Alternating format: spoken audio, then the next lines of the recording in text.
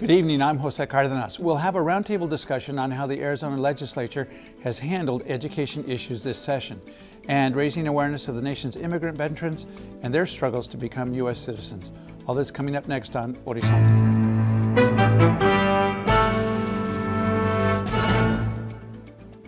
Funding for Horizonte is made possible by contributions by the Friends of Eight, members of your Arizona PBS station. Thank you for joining us. How did the Arizona legislature handle education issues this past session? Tonight, we're posing that question to a roundtable of Arizona education leaders.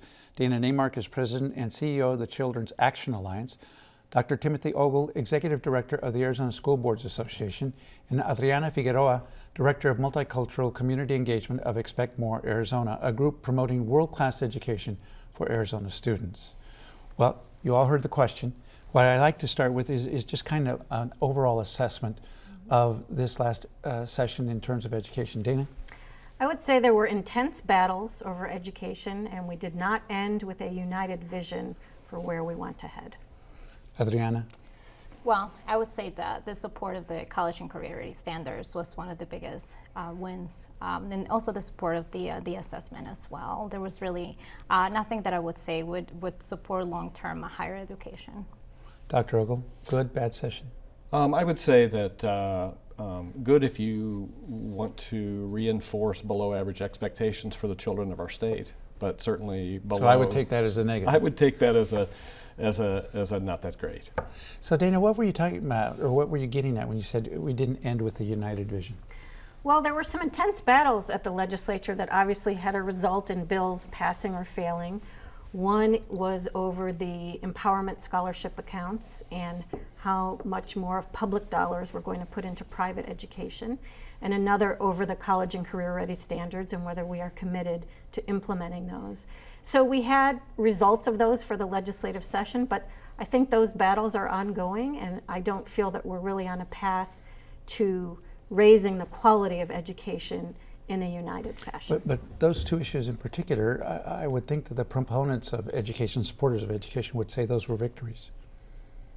I think they were victories, but we still have a and very... let's unravel that a little bit Right. for our viewers. Right. The empowerment accounts, what was going on there? So there were several different proposals to expand how many children and therefore how much of public money are eligible to get vouchers, empowerment scholarship accounts, for their parents to use in private schools. And so it's available to a limited number of children now. There were many proposals to expand it, and the larger proposals failed. So I think that was a win for those who believe we should be focusing on public dollars for public education. And there was an attempt to undermine the college and career ready standards and to really go backwards on that, and that attempt failed, so that was a win. But I think those battles are ongoing. I expect those battles to be back again next session. And so I don't think we're really, I don't think we've coalesced around a united vision, a common vision for raising the quality of education. So Dr. Ogle, you gave an overall rating of not very good. I guess if you were giving them a rating grade, it would be a D? Oh, I don't know about grades. Maybe not that high? You know, just like evaluating schools with grades doesn't make sense. It probably doesn't make sense there because there's so many value judgments and gray areas. But overall, you evaluating were it. disappointed. Yeah, totally. So was there anything, though, that came out positive in your view besides the two issues that Well, we did. Dana mentioned? We did ward off attempts to ditch the Arizona College and Career Ready standards. So those were reinstated or reinforced, so to speak, by defeat in the Senate of attempts to unravel those. And we funded the assessment that will be in place for next year. And now the State Board of Education has to wrestle with what the appropriate assessment is. But certainly there was, now there's an $18 million commitment to have an assessment for our children's progress. So that therein lies something. Any other positives from your point of view? I think they're pretty limited. You know, certainly we dodged our responsibility to fund our schools appropriately. That sounds like a negative. That's probably a negative, I would think. You know, we have a state that doesn't even support full-day kindergarten for our children, and we are experimenting with success funding and empowerment accounts and diverting money to places and scholarship accounts, et cetera, diverting money to everywhere except where it belongs.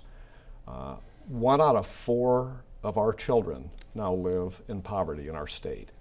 And we continue to dodge responsibility for that. And until we step to the plate and decide to create a system that helps our children, we're going to reinvent the same outcome over and over again. And over the past few years, we've been very active raising expectations for schools, for parents, for teachers, for students. We have not been good at bringing together all the tools needed to meet those expectations. And we really didn't make any progress on that this session, other than providing some funding for a new assessment, but that is not even enough. So Adriana, Expect More Arizona is all about raising expectations, or at least getting the public to buy into the notion that we can do better. Do you see any other positives coming out of this legislative session? It is hard to find positives. I think when we believe that we want a world-class education for all children, regardless of background, income, or zip code, and we are distracted by issues that are not funding public school and supporting teachers when we are requiring so much more of them, it is really hard to find a bright light. So let's talk a little bit more about the budget. You touched on it a little bit, Dr. Holt. No new dollars.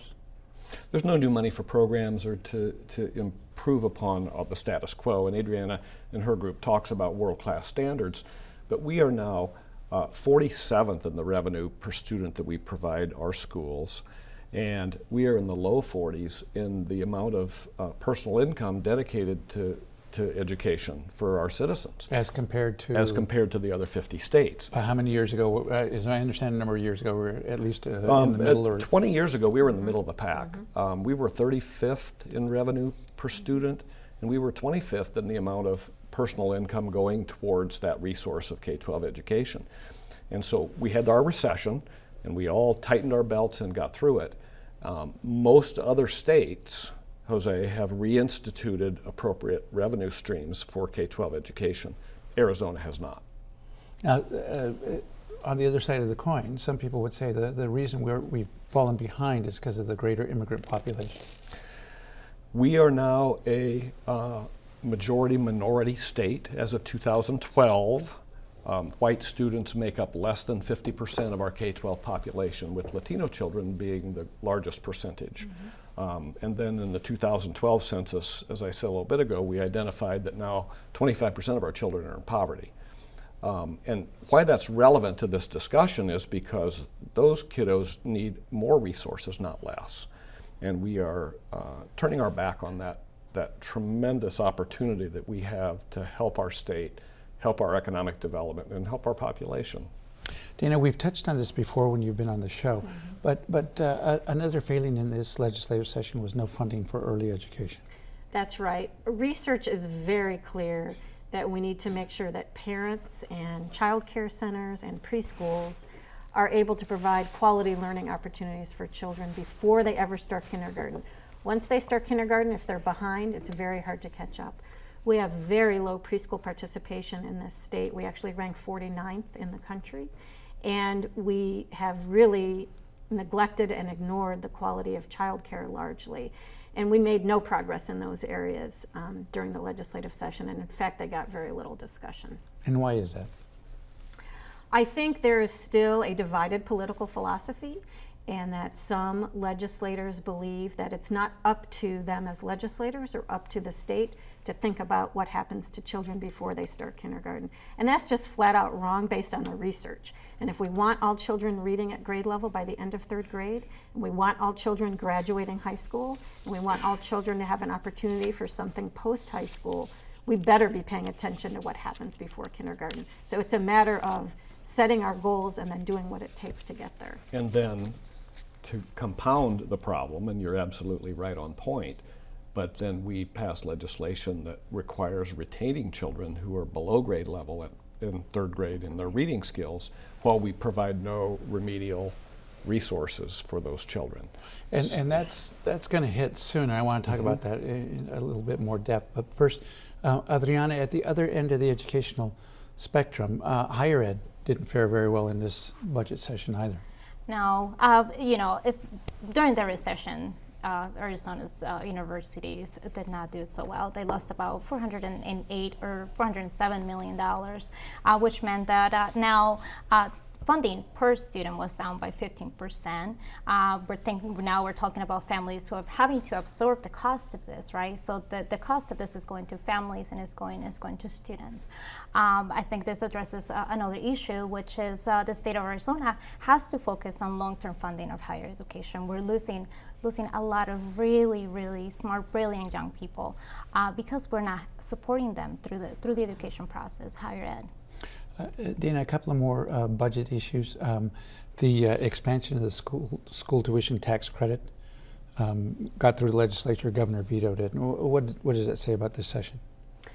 Well, I give her a lot of credit for vetoing it, and she said, so it was an expansion that is building upon many expansions of this tax credit, and we have a tax credit where both individuals and corporations can donate money essentially to private schools for scholarships and take all of that money directly off their state income tax. So it's money out of the state budget and into private schools. It's a direct transfer. And she vetoed one of the expansions, saying that we didn't know what the cost would be, and that it was not something easy to manage or project, and that it would cost a lot to administer it. So I think that was a really important veto, to say we need to examine these things critically and not just assume that any expansion of any tax credit is a good thing. Now, Dr. Ogle, another big issue was inflation funding. It's been a subject of litigation that the legislature has lost, basically. Yes. And the tax man, in one sense, is coming and wants to be paid. Yes. Not much happened here. The state budget was passed with a 1.4% increase in base level funding. And unfortunately, that increase was calculated on an inappropriately low and artificially low base level of $33,26.54 per student.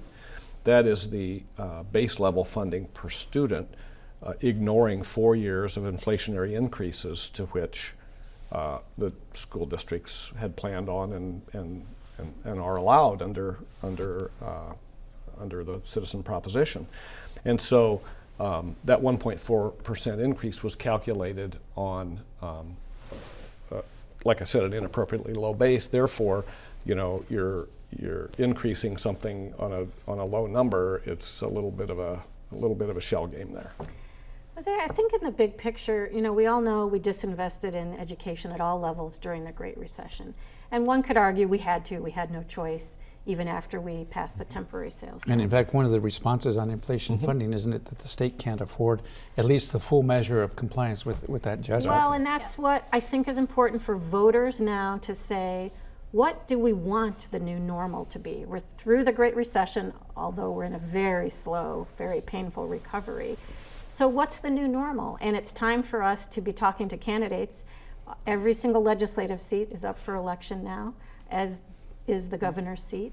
And so voters should really be thinking about, what do we want the new normal to be? Not necessarily in dollars per student, but what do we want class sizes to be? What do we want our enrichment activities to be in school? Do we want reading coaches? What kind of support do we want for teachers? Do we want counselors and nurses? We need to be really setting a vision for what should the new normal be, and then talking to candidates and voting to match what we want that vision to be. And Adriana, how much can organizations like yours do that? I know there are restrictions because of your nonprofit status, but in the prior elections, Expect More Arizona was at least trying to educate people on these kinds of issues. What do you anticipate coming up? Yeah, I think it's helping voters understand the impact that some of these local elections have, right?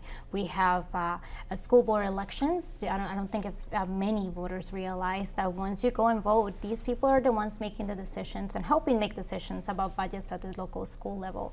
They're making decisions on cuts. They're making decisions on programs. So it's helping voters in general have an understanding of what that means at the local level.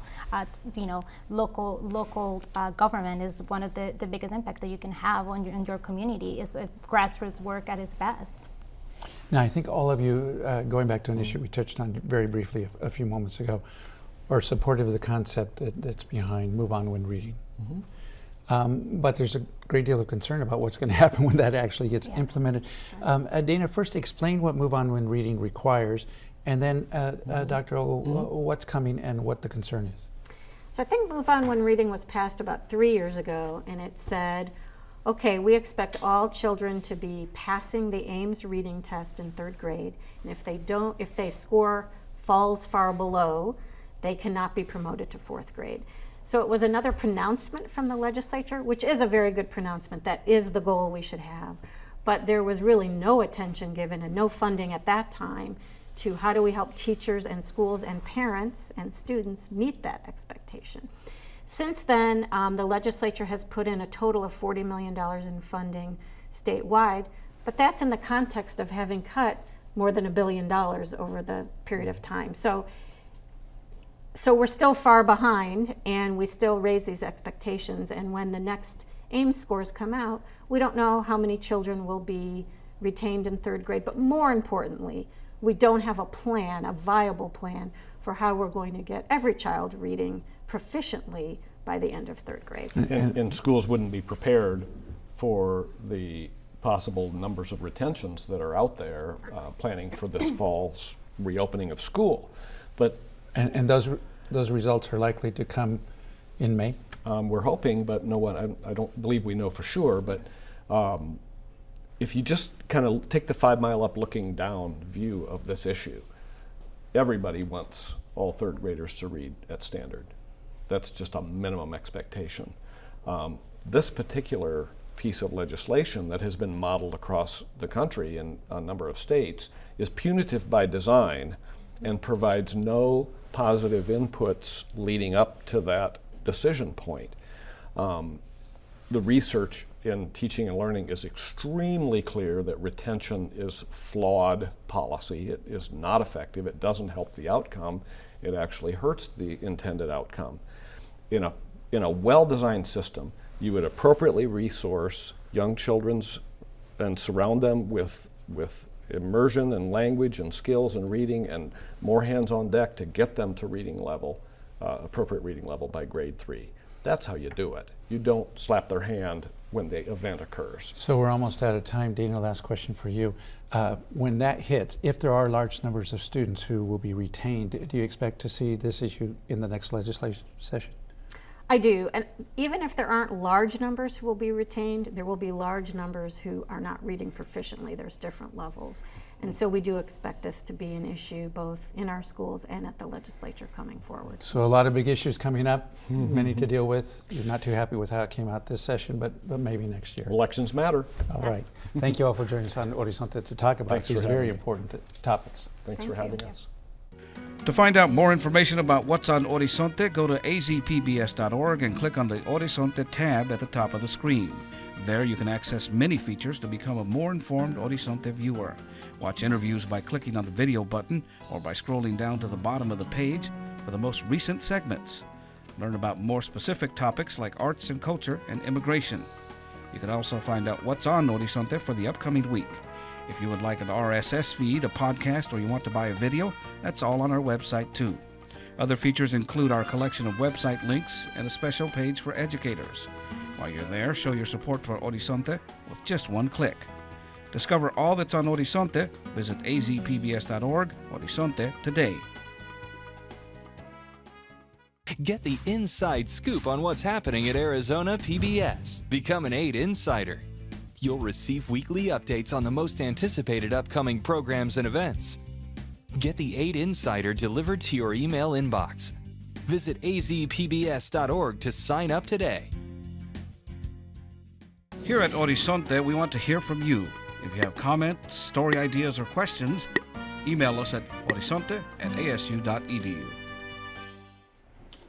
This week, ASU will host 2 events highlighting immigrant soldiers' service and quest for citizenship. With me to talk about this is Tomas E. Robles, Jr., Executive Director of Living United for Change in Arizona, also known as Lucha. Tomas, welcome to Horizonte. And Lucha, of course, in Spanish means to struggle or to fight. What is the issue that you're struggling for and fighting for? So Lucha, Living United for Change in Arizona, has been working very closely with the immigrant community since 2010.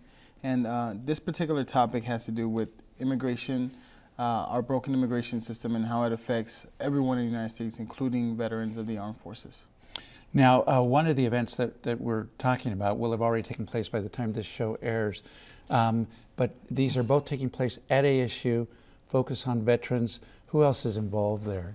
Yes, so we're getting incredible backing from Arizona State University. The Pat Tillman Veteran Center is a big supporter, along with the School of Transborder Studies.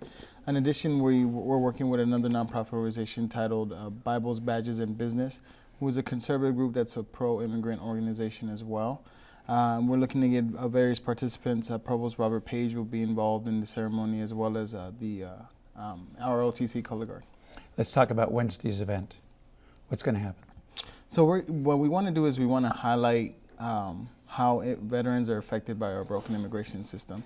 Myself, as a child of immigrants and a former vet myself, immigration plays a key role in every veteran's life who's affected by this. So the conference is going to go over several types of vets. The first group is veterans of mixed status families. These are vets that are either permanent residents or U.S. citizens, and they are part of families who may have a parent or a brother or sister that is undocumented. So one of the cases that we're working on is a soldier by the name of Jesus Magaña. And we've got a picture of him. Yes. And he's the soldier, and his sister is the person who is not in this country legally and has had some difficulties with Correct. the services. In fact, here's a picture of them on the screen right now. Yes. While he was actually serving in Afghanistan, his sister was going through a deportation removal order, and since then they've worked to try and keep her in, and she has tried to get on as a dreamer, which is an undocumented youth brought to this country. We've got another as a picture of youth. him, I assume, in Afghanistan. I believe so. Yes, and these are just the living conditions while you're a soldier or a Marine or sailor or airman, and so. Even to this day, his sister is in a deportation removal order, so she could be removed from the country even tomorrow if it happens. Do you have any sense for the scope of the problem? How many mixed status families are we talking about? I don't have a sense, but I can tell you that since 2011, there have been record numbers of immigrants joining the military, along with the fact that over 8,000 join every year, and that's been the case since 2001 after 9/11. So there are lots of vets that they may or may not be part of a mixed status family. They may be residents. And we also have another soldier by the name of Israel Montero, who was a resident who served his time in Iraq and actually had difficulties with gaining citizenship. And a lot of it had to do with the pressure to re-enlist and to stay in the military to be able to afford that privilege. So our vets that are in the military that are affected by immigration come in different shapes and sizes, even within the ranks. Now, with respect to the mixed status families that you're talking about, veterans who are here legally, I think in Jesus' case, he was born in the United States, so he's a citizen. Is the effort going to be to get special legislation for them and for their relatives? Yeah, what we want to do is we want to present that the immigration battle is with every citizen here in the United States, and we want to bring it to the face that a lot of people see vets as a mainstream veteran who may not necessarily be of an immigrant family. But what we want to do is a call to action to make sure that we look at pushing legislation through so that no veteran loses his or her family while they're serving, and no veteran is deported while after they've served as well. And the veterans in that category will be more the focus of the discussion that I understand is going to take place on May 2nd. Maggie Rivas is an author who's written about these veterans, and we'll put some information up on the screen where people can go to get more information about the event. But how give us a little bit of a profile. I understand that there are quite a few veterans who here legally didn't obtain citizenship status, and now they find themselves deported and suffering other consequences. Yes, there's actually thousands. I think as of 2012, there had been 35,000 vets that had been deported. Most of the vets had served the country most of the time during the Vietnam era, and due to poor decisions or just mishaps, they've committed a crime. And usually when you're a resident, if you've committed a felony, you're automatically going to be deported. The case that we're making is that these individuals, these veterans, have served their country that they've adopted, the United States, and at the very least do not deserve to be punished twice. If they did the crime, they should serve out their sentence, but after they're done, they should be allowed to stay like any U.S. citizen. In addition, there are those immigrants. For example, there was a soldier that's he's an immigrant from Jamaica. He was actually recently And deported. so he'll be featured as well. Yes, he'll be We're almost featured as out of well. time. I'm sorry, but the events are this Wednesday and then Friday, May 2nd.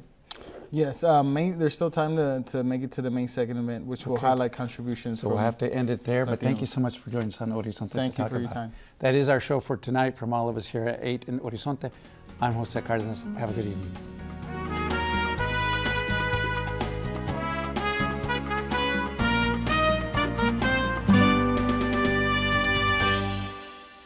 Funding for Horizonte is made possible by contributions by the Friends of 8, members of your Arizona PBS station.